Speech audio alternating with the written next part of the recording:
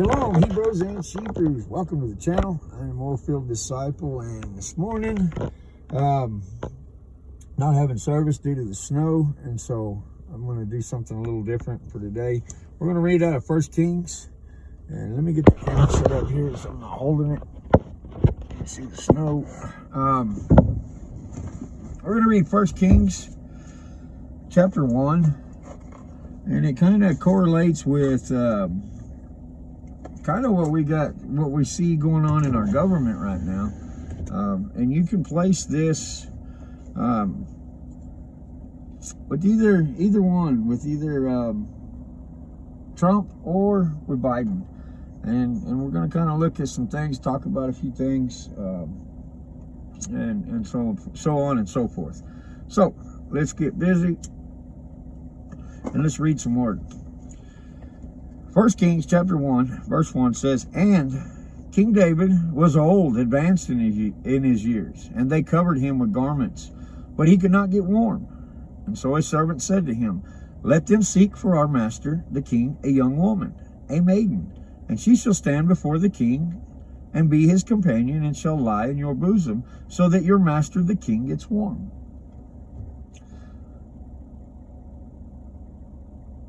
They speak to David in this manner of the king, kind of like, it's not third person, but they speak to him in such honor, you know. It's not, yo, David. It's, let us do this for you, the king. And so they're still honoring this man, even though he is about to pass on and go be with the Lord. And so they've called for a young virgin woman to come and lay with him to warm him. And they sought, verse 3, they sought for a beautiful young woman in all the border of Israel, and they found Abishag, the Shunammite, and brought her to the king. And the young woman was very beautiful, and she was the companion of the king and served him, but the king did not know her. Okay, that did not know her is to make love to her. It's the same thing Jesus says in Matthew 7:23, "Depart from me, for I never knew you." It's that intimate, physical relationship. Verse 5, "And Adonyahu, son of Haggath, exalted himself, saying, I reign. And he prepared for himself a chariot and horsemen and 50 men to run before him. Now his father had not worried him at any time by saying, Why have you done so? And he was very good looking, and was born after Absalom. And he talked with Joab, son of Zeruiah, and Abiathar the priest, and they supported Adonyahu." Okay, this is a son of David that is going to exalt himself to be king, without any blessing, without any encouragement from the existing king. He just went out on his own. Now we can look at this, and when I said earlier, you can look at this from the point of maybe this is Trump, or maybe it's Biden, however you want to see it, but it very similarly shadows what we have going on.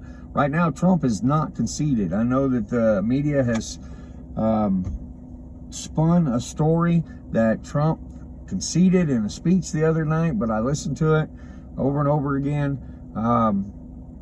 And he says something quite interesting at the end of his speech. It says something about the fight is just beginning. I don't know. I do know that there's a lot of rumor going around that he is going to declare martial law over the next coming days and put the military in charge until all this can get sorted out. I don't know. I've told my wife, I don't know, but let's prepare for it one way or another. And so how does this play out here? Either Biden or Trump, one or the other, has exalted themselves to be the rightful president, when in fact they are not. And this is the same thing that Adonyahu is doing here. He's exalted himself to be the king, and in fact he is not. And we will see this. "And he talked with Joab, son of Zeruiah, and Abiathar the priest, and they supported Adonyahu. But Zadok the priest, and Adonyahu son of Yehoiada, and Nathan the prophet, and Shimei, and Rhea, and the mighty men who belonged to David were not with Adonyahu. And Adonyahu slaughtered sheep and cattle and fatlings by the stone of Zeholeth, which is by and Rogel. He also invited all his brothers, the king's sons, and all the men of Yehuda, servants of the king.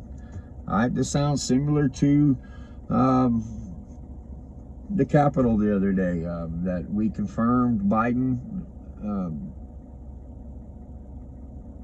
to be the next president, 46th president.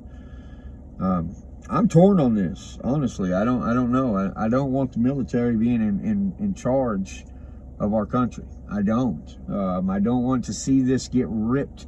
I don't want to see our country get ripped in two here by these two men, Biden and Trump, battling for power. I see this going very badly for the citizens of these United States.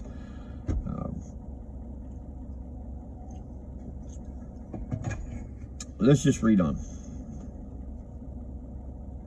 But see, when Adonyahu slaughtered sheep and cattle and fatlings by the stone of Zoheleth, which is by Enrogel, he also invited his brothers, the king's sons, and all the men of Yehuda, and the servants of the king. Everyone is exalting this man, Adonyahu, to be the next king. They went through a lot of the rituals that and process that it takes to be king. That's the slaughtering of the sheep and the cows, the fatlings. This is a part of the process of becoming king. Now, we've only had two kings at this point. We had King Saul and now King David. And so their rituals are what they have set for them, have set for themselves. But this is a ritual that they are going through to set this man up as king. And all the servants, and when it says all the servants of the king, that's King David. All the citizens of the land of Israel are looking at Adonyahu as he's going to be the next king. Verse 10, but he did not invite Nathan the prophet or Adonyahu or the mighty men of Solomon, his brother. Nathan then spoke to Bathsheba, the mother of Solomon, saying, have you not heard that Adonyahu, son of Haggith, has become king, and David, our master, does not know it? How is this? How is this man able to proclaim and pronounce himself king when David, the existing king, sick, on his deathbed or not, doesn't know about it? Now come, let me give you advice and deliver your own life and the life of your son Solomon. Verse 12. Verse 13 now. Go immediately to King David to say to him, did you not, my master, O king, swear to your female servant, saying, certainly your son Solomon shall reign after me, and he shall sit on my throne? What then has Adonyahu become king? Look, while you are still speaking there with the king, let me come in after and confirm your words.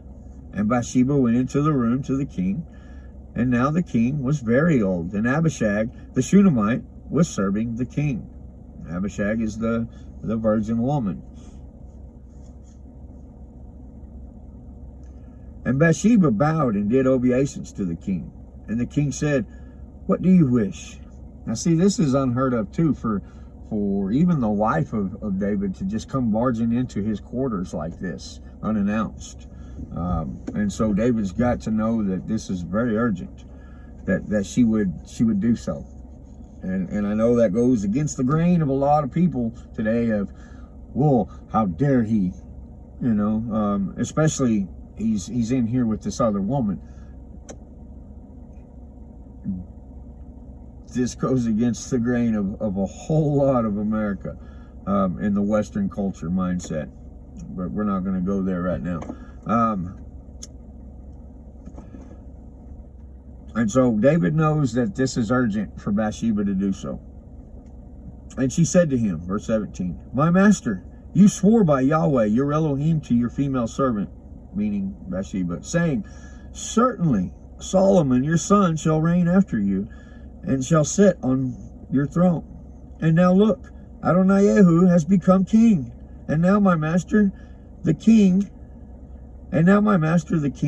you do not know about it. And he has slaughtered great numbers of bulls and fatlings and sheep, and has invited all the sons of the king, and Abiathar the priest, and Joab the commander of the army. But he did not invite Solomon, your servant. And you, my master, O king, the eyes of Israel are on you, to declare to them who's going to sit on the throne of my master the king after you. Otherwise it shall be, when my master the king rests with his fathers, that I and my son Solomon shall be considered sinners. Very key right here for us to look at in our standpoint, our view today. If Biden becomes the 46th president and becomes in power, those of us with a conservative mindset, with the Second Amendment, the believers in the Constitution, are going to be considered insurgents. Where with Trump, we're considered patriots. Big difference.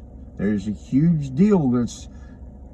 I'm telling you, when Biden takes office, we will no longer, who believe in the Constitution, be considered patriots, but insurgents and enemies of the state. Bet that. I don't care what your view is, political wise, whether you are standing that Trump should be thrown out of office, to be impeached and never to be seen from or heard from again, or you're a diehard Biden fan, or you don't care one way or another, just let you walk around in peace and let you live your life. You're not going to get to walk around in peace and live your life. I don't care if you're liberal or you're conservative. When Biden takes control of the power of the United States military and all its laws, I promise you, you are not going to have peace in your life.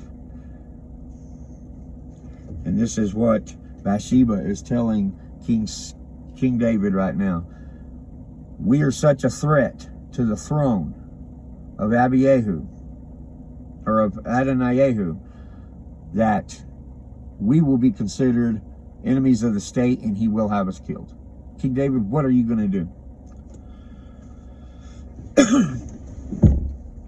And so, America, I'm asking you, what are you going to do? Now, I'm not asking you to give up your morals. I'm not asking you to give up standards of the Constitution.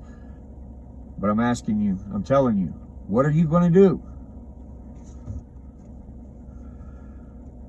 Verse 22, and see, while she was still speaking with the king, Nathan the prophet came in. And so they informed the king, saying, here is Nathan the prophet. And when he came in before the king, he bowed down before the king with his face to the ground. And Nathan said, my master, O king, have you said, Adonyahu shall reign after me, and shall sit on my throne? For he has gone down today, and has slaughtered great numbers of bulls and fatlings and sheep, and has invited all the king's sons and all the commanders of the army, and Abiathar the priest. And look, they are eating and drinking before him, and they say, let King Adonyahu live. So all the people, including the top priest, the high priest, is giving obeisance to Adonyahu as king. The same thing I see going on today in our politics. We're either on the camp of Trump, where nope, he's going to be the king, or we're on the Biden camp, and nope, he's going to be the king, or he's going to be the president. I see this very similar, and so let's see what we can draw from this going henceforth. Now, I've even seen people say so much to the point where if you're for Trump, you can't be for Christ, or if you're for Biden, you can't be for Christ. Here's the deal. I didn't elect or vote. I didn't elect no one. I didn't vote for a person to become president to be my pastor or to be my savior. I voted for a man to become president, to be the leader of the free world, and to uphold the Constitution of these United States, to protect me and mine under such Constitution. Nothing more, nothing less.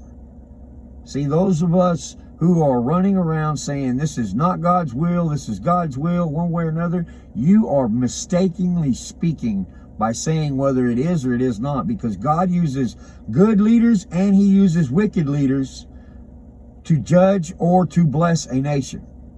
He does it according to His will at His whim. Proverbs 21:1 says that the Lord has the control of the heart of the king, and He controls it however He will. He can take a man of faith, He can take a man that is just diehard for Jesus, twist his heart and make him judge a nation, use him to judge a nation, just as quick as He can take a man of wicked heart, twist his heart, and bless a nation. So don't tell me this rhetoric of whether you're for Trump or you're for Biden, you cannot be for Christ. That's bullshit, and I will not hear it. I'm not going to have it in my camp. Now, I don't care who you vote for. I don't care who you like. When it comes to being the president, when it comes to the president, it ain't about whether I'm for or against Christ. It's whether I'm for or against the Constitution. And I'm sorry, but if you're for Biden, you're against the Constitution, and you're against everything that this country has been built upon. Because he's a wicked, wicked man. He's a pedophile, and he has padded his bank account and raised his family up and exalted his family on the backs of John Q. Public, i.e. the taxpayers. Trump, hey, he ain't no saint. I ain't never said he was. He's probably just as vile as the other, but he's standing for the Constitution. And whether you agree with me on that or not, I don't really care. But don't tell me that because I wish that Trump is the president, that I voted for Trump, that I can't be for Christ, because that's ridiculous. Just the same as if I'd have voted for Biden. It has nothing to do with whether or not I am for or against Christ.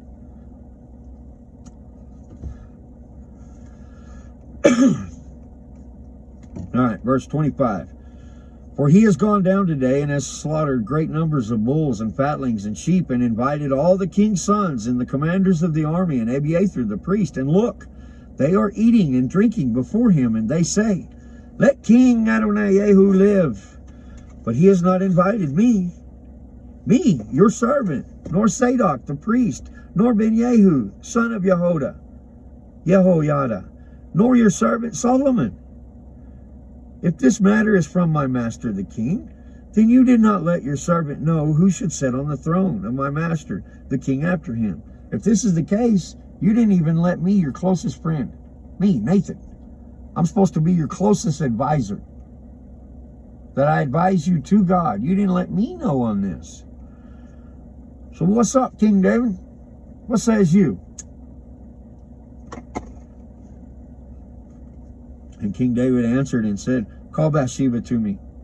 And so she came into the king's presence and stood before the king. And the king took an oath and said, as Yahweh lives, who has ransomed my life out of all distress, even as I swore to you by Yahweh Elohim of Israel, saying, certainly Solomon, your son, our son, shall reign after me, and he shall sit on my throne in my place. Even so I do this day. And Bathsheba bowed with her face to the earth, and did obeisance to the king, and said, let my master, King David, live forever.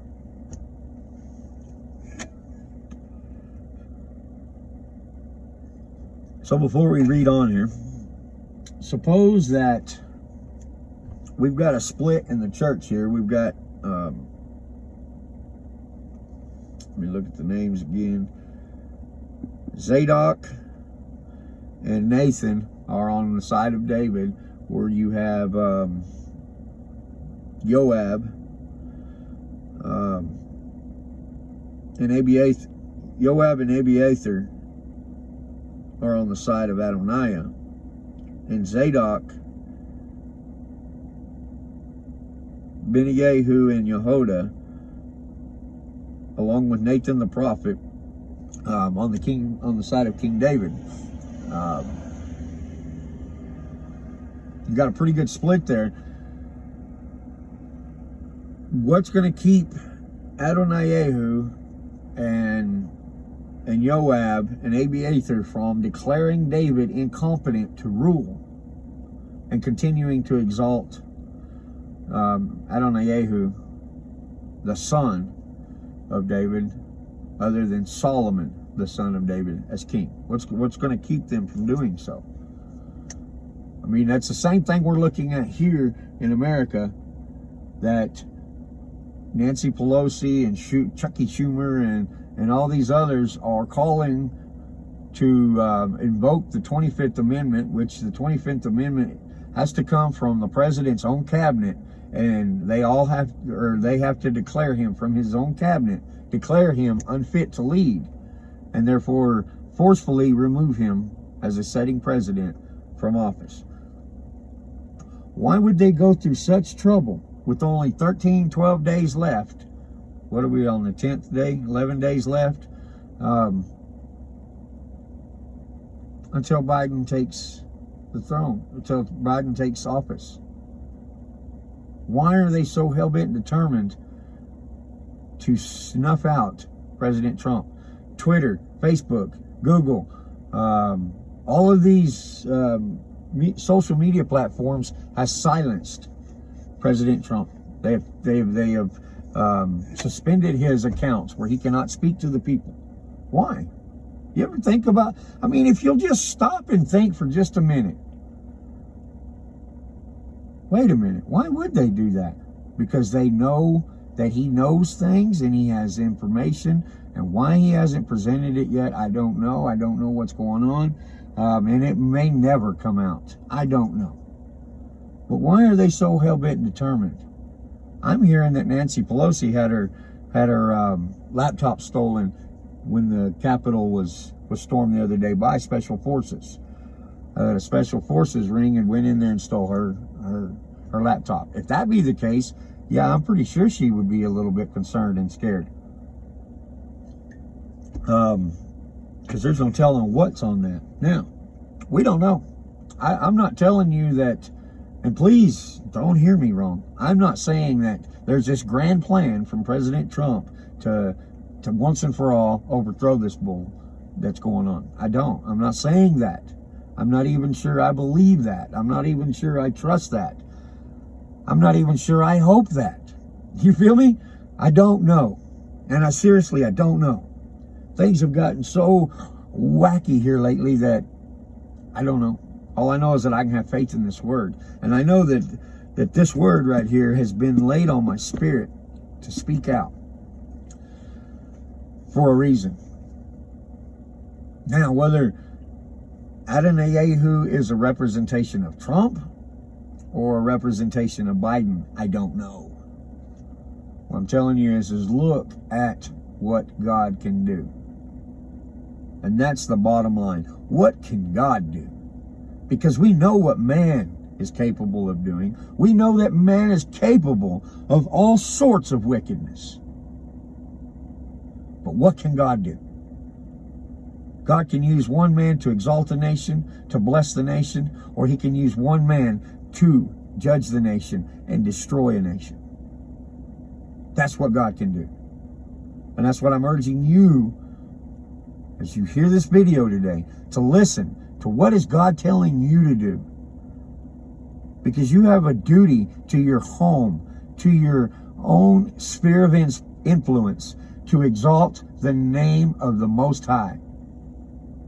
Not the name of Trump, not the name of Biden, not the name of Pelosi, not even the Constitution of the United States, but you have a duty. If you call yourself a believer of the Most High, you have a duty and an honor to exalt and bless and proclaim the name of the Most High. You feel me? I hope so. Now let's see what happens. Read on, man.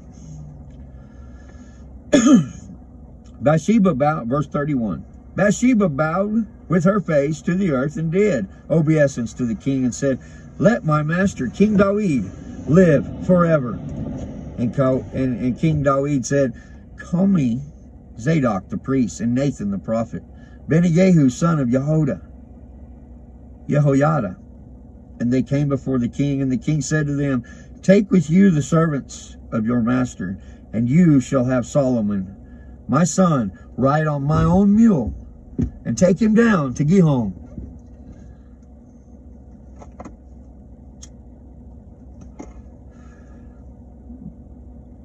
Mark that, underline that in your Bibles, that David said, take Solomon and put him on my. I'm not sure why my version says mule.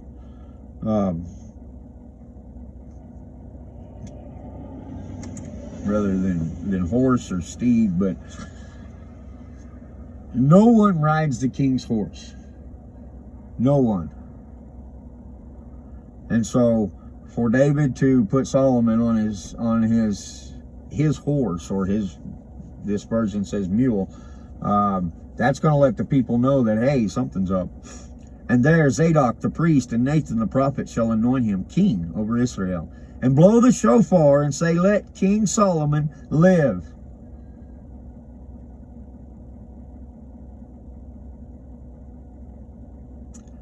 At the return, let's go look at this real quick. Turn with me to Revelation. What is it? Is it 19? I haven't prepared none of this, so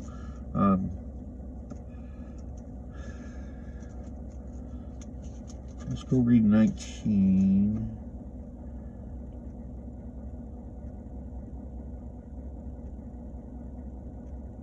Okay, yeah. Turn with me to Revelation 19:11. And it says, And I saw heaven opened, and there a white horse. And he who sat on him was called Trustworthy and True. And his righteousness he judges and fights. And his eyes were as a flame of fire, and on his head many crowns, having the name been written, which no one perceived except himself, and having been dressed in a robe dipped in blood. And his name is called the Word of Yahweh. And the armies in heaven, dressed in fine linen, white and clean, followed him on white horses.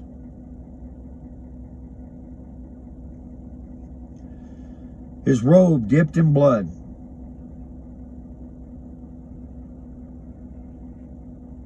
That's the blood of those saints, of us saints who have stood in the face of adversity, whether persecuted and martyred, or just a timely death. But we stood for Christ regardless. That's the blood that's on his garment. Verse 15, And out of his mouth goes a sharp sword. With it he should smite the nations, and he shall shepherd them with a rod of iron. And he treads the winepress of the fierceness and the wrath of El Shaddai. And his robe and on his thigh he has a name written, King of Kings and Lord of Lords. And I saw one messenger standing in the sun, and he cried with a loud voice, saying to all the birds flying in mid-heaven, Come, gather together for the supper of the great Elohim, to eat the flesh of kings, and the flesh of commanders, and the flesh of strong ones, and the flesh of horses and of those who sat on them, and the flesh of all the people, free, slave, both small and great. And I saw the beast and the kings of the earth and their armies gathered together to fight him, who sat on the horse and his army. And the beast was seized, and with him the false prophet, who worked signs in his presence, by which he led astray those who received the mark of the beast and those who worshipped his image. The two were thrown alive into the lake, burning with fire and sulfur. And the rest were killed with the sword which came from the mouth of him who sat on the horse, and all the birds were filled with their flesh.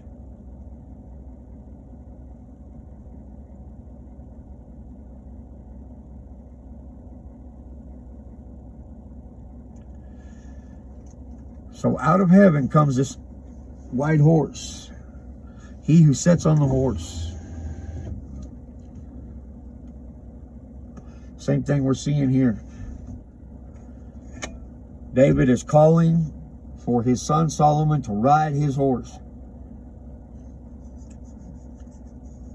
And with the shofar blast, Nathan, Zadok,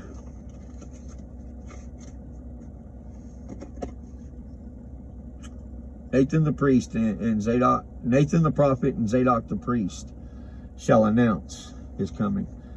The messenger of Yahweh announces the coming of Yeshua, riding on a horse and blowing a shofar.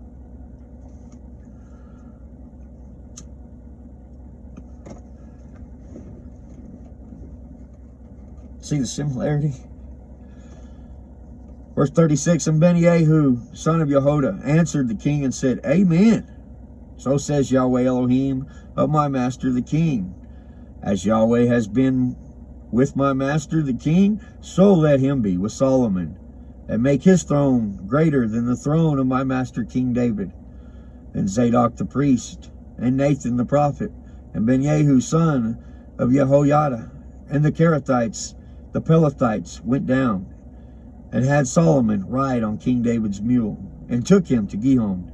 And Zadok the priest took the horn of oil from the tent, and anointed Solomon. And they blew with the shofar, and all the people said, Let King Solomon live. People's like, man, we ain't getting involved with this. And all the people came after him, and the people played the flutes and rejoiced with great joy, and so the earth was split by their noise. And Adonyahu and all the guests who were with him heard, as they had finished eating, and Joab heard the voice of the shofar and said, Why is the city in such a noisy uproar? And while he was still speaking, then see, Jehonathan came, son of Abiathar the priest, and Adonyahu said to him, Come in, for you are a brave man, and you bring good news. Not this time, homie. But Jonathan answered and said to Adonyahu, No, our master King David has made Solomon king. And the sovereign has sent with him Zadok the priest, and Nathan the prophet, and Adonyahu, son of Yehoiada, and the Kerethites and the Pelethites, and they had him ride on the king's mule. And Zadok the priest and Nathan the prophet have anointed him king at Gihon. And they have gone up there rejoicing, and the city is moved. This is the noise you heard. And further, Solomon sits on the throne of the reign. And further, the servants of the king have gone to bless our master King David, saying, Let your Elohim make the name of Solomon better than your name, and his throne greater than your throne. And the king bowed himself on the bed. And the king also said thus, Blessed be Yahweh Elohim of Israel, who has given one to sit on my throne this day while my eyes see it. See, you were going to wait and do it in darkness. Adonyahu. You were going to do all this in darkness and wickedness. But King David and the anointing of the king Solomon, to be Solomon, is before the eyes of David. We're going to do it in the light. We're not going to do this in the darkness. See, that's what is going on at our nation's capital right now. We're doing all this in the dark, in the dead of night. But all that is done in the dark will be brought to the light. That is my prayer. That is my hope, that the wicked will be exposed, whether through this presidency or the next or the following after that, or my children's children see it, that they will continue. My children's children will continue to exalt the name of the Lord, regardless of who sits in the presidency of the United States. See, we here in the Western culture have put so much emphasis on our power, our strength, our blessings, that we don't even consider He who gives the power, the strength, and the blessings. We just assume here in America, because we're Americans, that God's automatically got to bless us. That God's automatically going to come in secretly in the dead of night in a pre-trib rapture and take us away from this wickedness that's going to come upon the earth from the enemy and the false prophet, the beast. That we're going to be saved from all of this because we're Americans and we deserve it.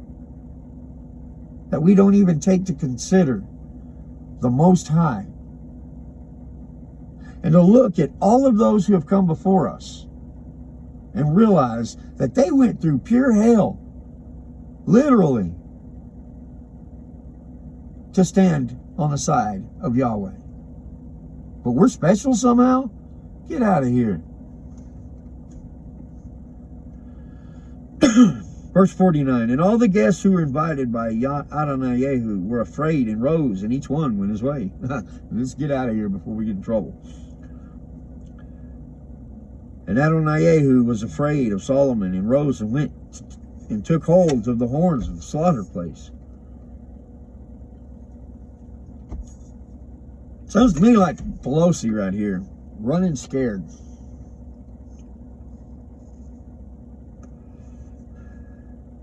I could be wrong. I really could be. I could be completely wrong. This could be Trump running scared. I just don't see it. Like I said, I really don't know what to think at this point.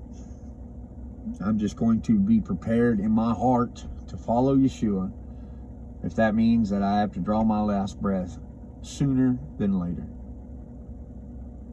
That I'm going to be prepared in my heart, and I'm going to have my household prepared in their hearts, that regardless of what happens, Yahweh's still good, and Yahweh's still on the throne. And it was reported to Solomon, saying, look, Adonyahu is afraid of King Solomon, and look, he has taken hold of the horns of the slaughter place, saying, let King Solomon swear to me today that he does not put his servant to death with the sword. And Solomon said, if he proves himself a worthy man, not one hair of him is going to fall to the earth. But if evil is found in him, then he shall die. And King Solomon sent, and they brought him down from the slaughter place, and he came and fell down before King Solomon. And Solomon said to him, go to your house. And the days of David, chapter 2, verse 1, and the days of David drew near to die. And he commanded Solomon his son, saying, I am going the way of all the earth, and you shall be strong and be a man, and guard the charge of Yahweh your Elohim, to walk in his ways, to guard his laws, his commands, his right rulings, and his witnesses, as it is written in the Torah of Moshe, so that you do wisely all that you do and wherever you turn. And so that Yahweh does establish his word, which he spoke concerning me, saying, if your son guard their way, if your sons guard their way, to walk before me in truth, with all their heart, with all their being, saying, there is not to cease a man of yours on the throne of Israel. And also, you know that Joab, son of Zeruiah, did to me, and what he did to the two commanders of the armies of Israel, to Abner, son of Ner, and Amasa, son of Yether, that he killed them, and shed the blood of battle in peace, and put the blood of battle on his belt that was around his waist, and on his sandals that were on his feet. So act according to your wisdom, and do not let his gray hair go down to Sheol in peace.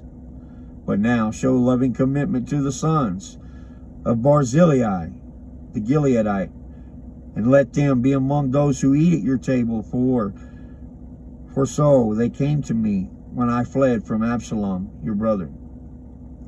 And see, with you and Simeon, son of Gera, the Benjamite, from Bahurim, who cursed me with the grievous cursing in the day when I went to Mahanaim. But he came down to meet me at the Jordan, and I swore to him by Yahweh, saying, I shall not put you to death by sword. And now do not leave him unpunished. For you are a wise man, and know what you should do to him, and shall bring his gray hair down to Sheol with blood. And David slept with his fathers, and was buried in the city of David. At the days of David reigned over Israel 40 years. He reigned 7 years in Hebron and Jerusalem, and he reigned 33 years. Interesting, Jesus walked the earth 33 years.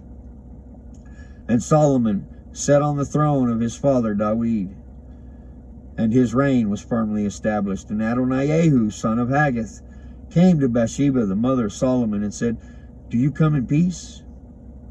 Oh, and she said, "Do you come in peace?" He said, "Peace." And he said, "I have a word for you." And she said, "Speak."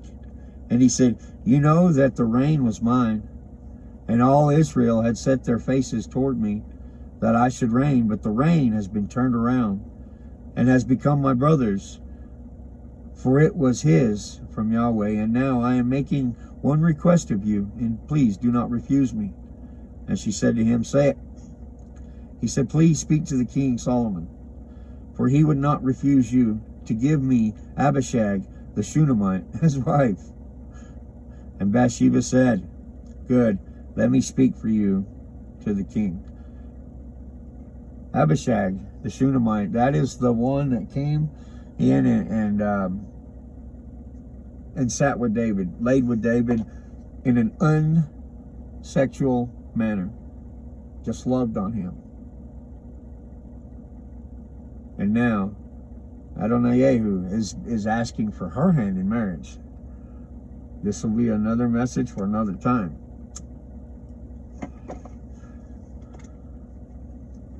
Let me finish this out. Well, where are we at? 41 minutes. This is basically today's service. So,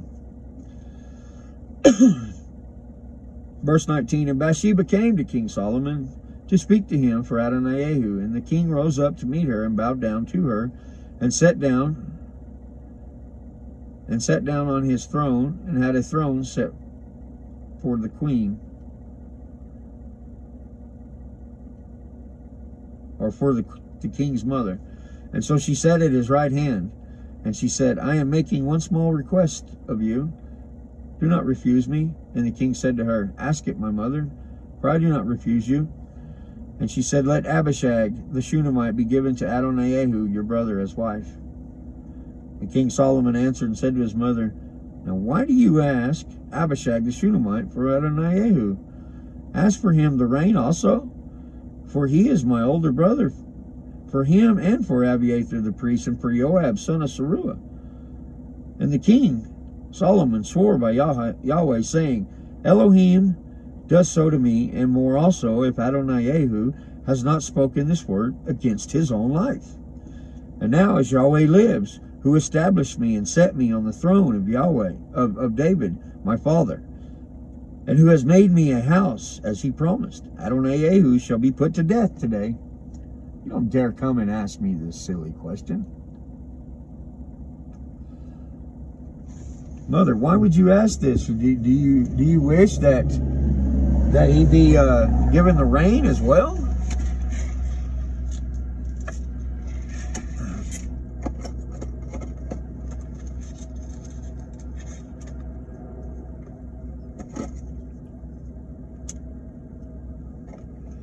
And King Solomon swore, okay, verse 24, and now, as Yahweh lives, who established me and set me at the throne, I'll put him to death, Adonai, to death. Verse 25, and King Solomon sent by the hand of Adonyahu, son of Jehoiada, and he fell upon him, and he died.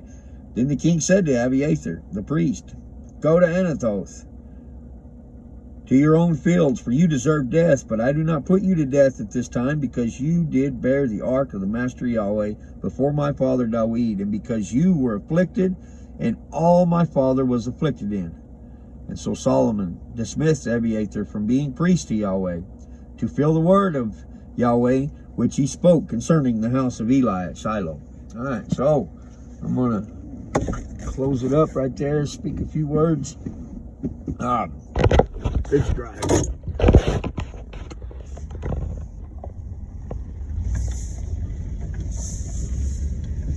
Remember when Adonai came to Solomon, he said, "Don't put me to death, please." And And Solomon said, well, it depends on you whether you act righteously or wickedly. And by him asking for the hand of the Shunammite virgin girl, that was wicked in the eyes of Solomon. And so he had him put to death right there, regardless of what his mother come and asked of him to do. Whoa, that's a little slick. As far as what's going to happen over the next coming weeks here in America, I do not know, and I'm telling you that I don't know. I don't even really have an opinion on what is going to happen. I do know that it's going to be interesting to watch it play down and play out. I've said from the beginning, regardless of whether President Donald Trump stays in and does a second term in office, or whether we have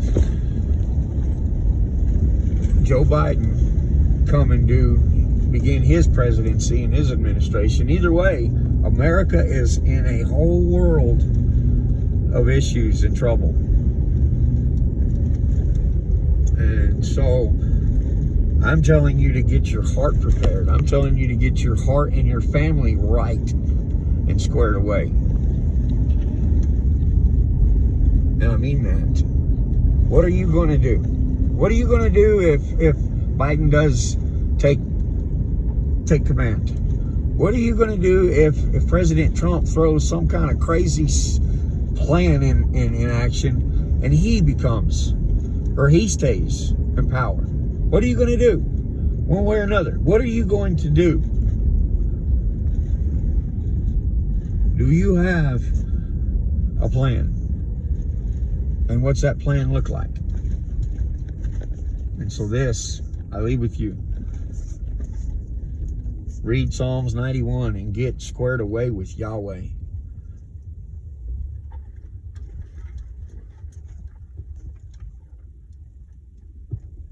Just as King Solomon would not give the hand of the Shunammite girl